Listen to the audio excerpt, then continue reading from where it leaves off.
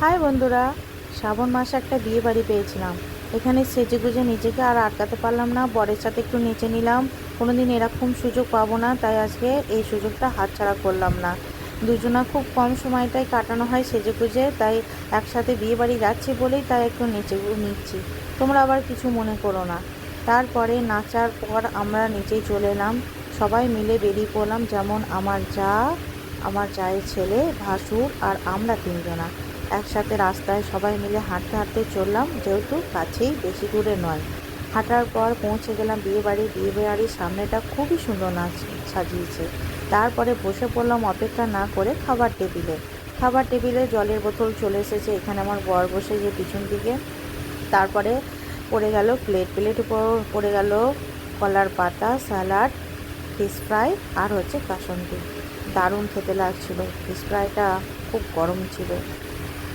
গরম গরম fish fry দিয়ে খেতে খেতে গল্প করছি আর কথা বলতে বলতেই পরে চলে এলো মিক্সড ফ্রাইড রাইসের সঙ্গে ছিল চিলি চিকেনটা সত্যিই দারুণ হয়েছিল।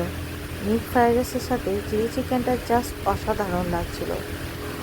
অনেকক্ষণ ধরে কষিয়ে মজিয়ে খাচ্ছি আর গল্প করছি, আর আমার ছেলের সাথে বলছি, আর কি নিবি, চিকেন নিবি না রাইস নিবি। তারপর এই করতে করতে চলে এলো সাদা ভাতের সাথে একটু লেবু চেপে নিলাম। তার সাথে ছিল ভেজ ডাল, আলু পোস্ত আর ঝুরঝুরে আলু ভাজার সাথে ডাল তো এমনিই খেতে দারুণ, তার সাথে চলে এলো নরম নরম তুলতুলে খাসির মাংসটা খেতে অসাধারণ হয়েছিল, দারুণ সেদ্ধ হয়েছিল। খেয়ে নিলাম।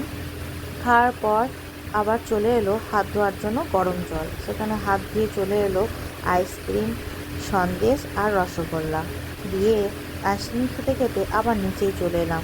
এখানে দেখছি সবাই স্টলে অপেক্ষা করছে।